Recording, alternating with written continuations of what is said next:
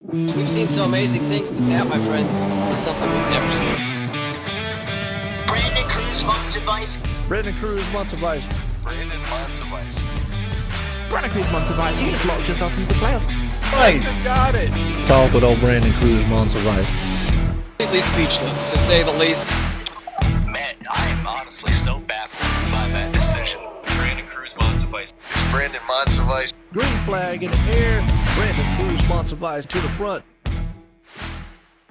Ladies and gentlemen, boys and girls, welcome to the Brandon Cruz Daily Fantasy Podcast. This will be focusing on the Thursday night preseason games, and let me get into a 1-minute spiel on what this video is, how it's pertaining to this weekend's DFS, and all that type of stuff. So, guys, listen.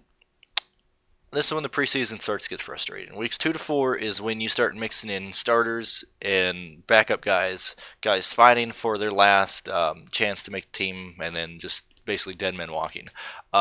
Week 1 is fun and easier because you can it's usually just rookies, easy guys from the practice squad, from camp that they want to look at, things of that nature. Now this is when starters and everything start to get mixed in, so it gets a bit more hectic to look things up and things of that nature.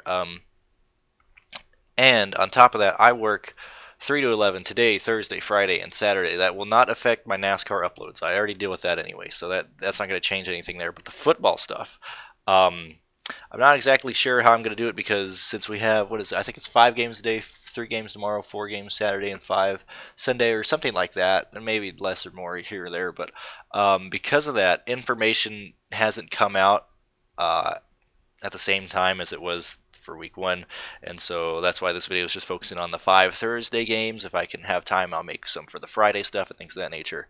But man, last week was awesome. Granted, I went over every game and every team, but man, I had a fucking fantastic preseason. Week 1, it was fantastic. Related to that, I'm going to cut down on the player pool that I'm talking about here, mainly because it's just 5 games. I'm just going to tell you the guys that I'm interested in, that I'm looking at, things of that nature. NASCAR videos will come out the same as they normally do. I'll try and make some for the lower series and that as well. But anyway, let's get right into it. So Philadelphia, we got Cody Kessler starting. Nate Sanderfield, or Sutfield, whatever his name is, did great last week, got a touchdown, did very well. Then he got injured. He got pulled.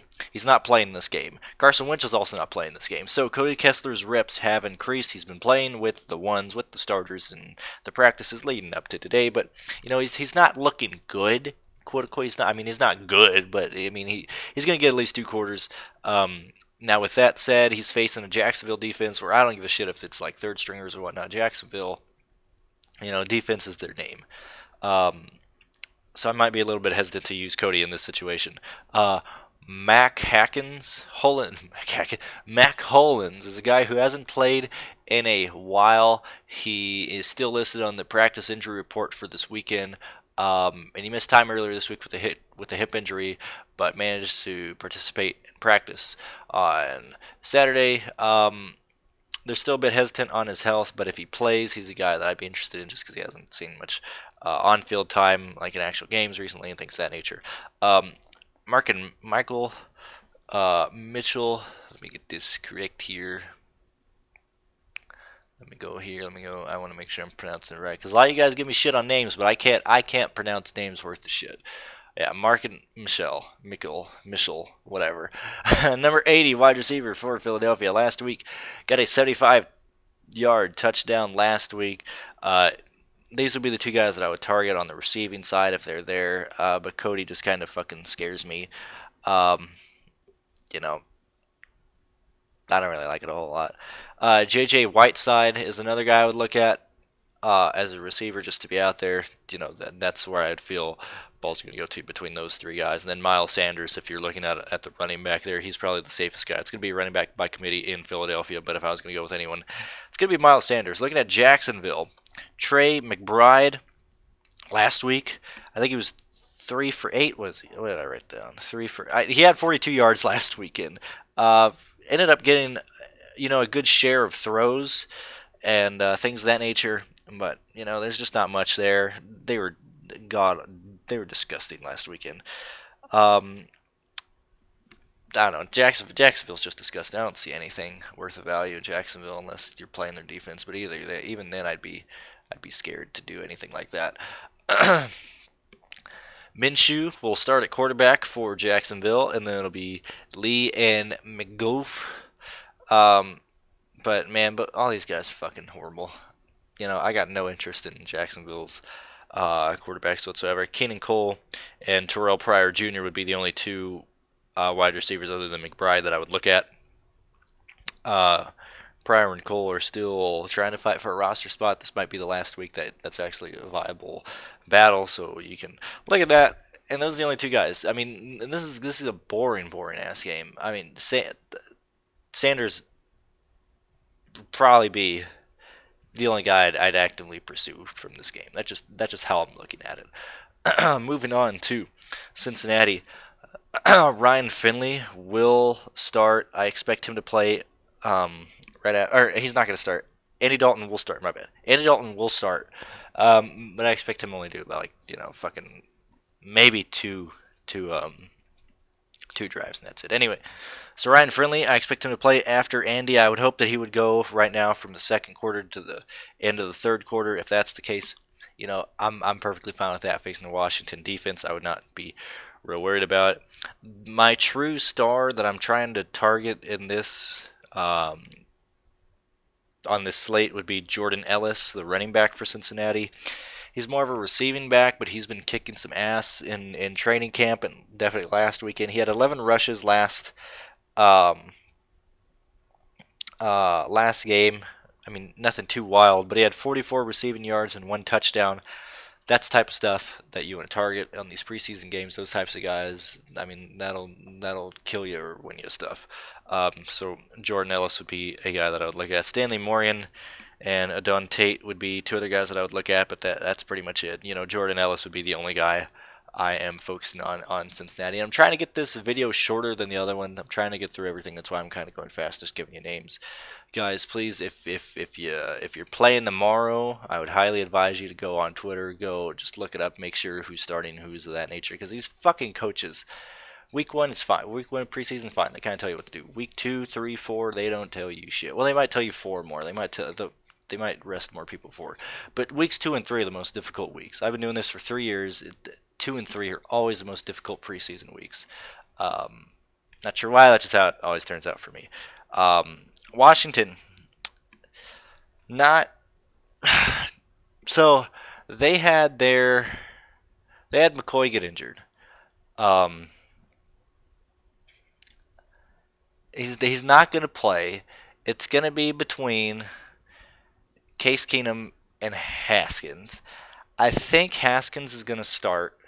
If that's the case, I would want Keenum because I want whoever's playing second. I want whoever's playing as the second quarterback in this game, just because they're playing against the quote-unquote worst defense in Cincinnati if you play later in the game. So that's how I look at it. If that's the case, I like Chase Keenum. But I would root more for whoever starts second out of these quarterbacks here. Nothing too wild there. Terry McLaurin, 17 wide receiver for Washington, a guy that I would look at. Darvis Kinsley last week, 5 for 6, 86 yards. That's also what you want to look at. That's the type of stuff I like in preseason. So Darvin Kinsley Jr. would be a main wide receiver that I would target. So really from this game, you got 2 strong guys that I would make a case for trying to put in your lineup. That'd be Jordan Ellis, Cincinnati running back, and Darvin Kinsley, the receiver for Washington. That's just how I would look at it. Moving on to the New York Jets and Atlanta game. First off, the Jets kicker fucking retired after last weekend. Like, that's almost as dumb as wanting to retire for a fucking helmet. Elijah McGuire would be a guy I'd be interested in. He's looking to be the main running back in this one. Here, he's still trying to be on the team as a third string running back. He's the main guy I would target on the Jets side of the ball. The tight end, Trevor Wesco, would be another guy I would look at if you're looking at things of that nature. What is it? Thomas.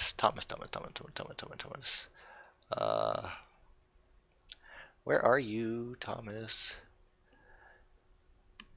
Deontay Thomas, number 1 wide receiver for the Jets. Last weekend, it's a very interesting story. He had 31 snaps, the most out of any wide receiver on the Jets side of the ball, but he only had 1 reception. I think he only had 1 target as well. I'm not exactly sure what happened. I didn't watch the game. I just saw that. I can't imagine that they did that on purpose. I think it was just how their quarterbacks were playing. I would target him again just based on the amount of volume and based on the presence that he had on the field. I mean, being on the field 31 times in a preseason game is really hard to do. So I would look at Thompson to be there. Tim White was a disappointment last week, and I was really high on him. I'll probably still play Tim White as well.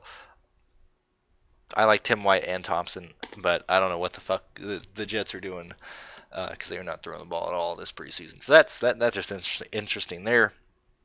Atlanta, Russell Gage, extremely impressive last weekend in camp. A guy I'm targeting here.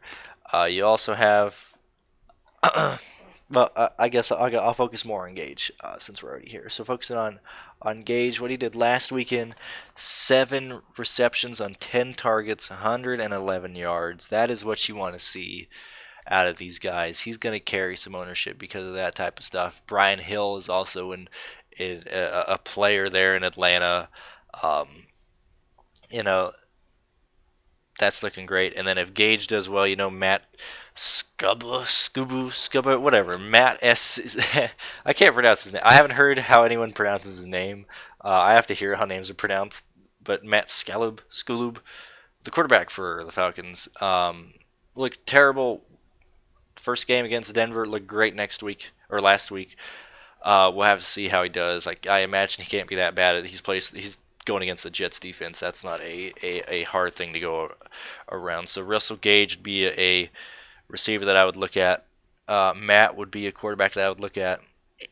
McGuire, Thompson, and Tim White would be receivers I would look at in this game for DFS reasons. Now, Green Bay. I usually like Green Bay. They're facing Baltimore's defense. They proved last week, and they're still good. And they're going to be playing against Tim Boyle and DeShone Kizer. Kaiser's having a lot of praise right now in play between last week and training camp and practice and things of that nature.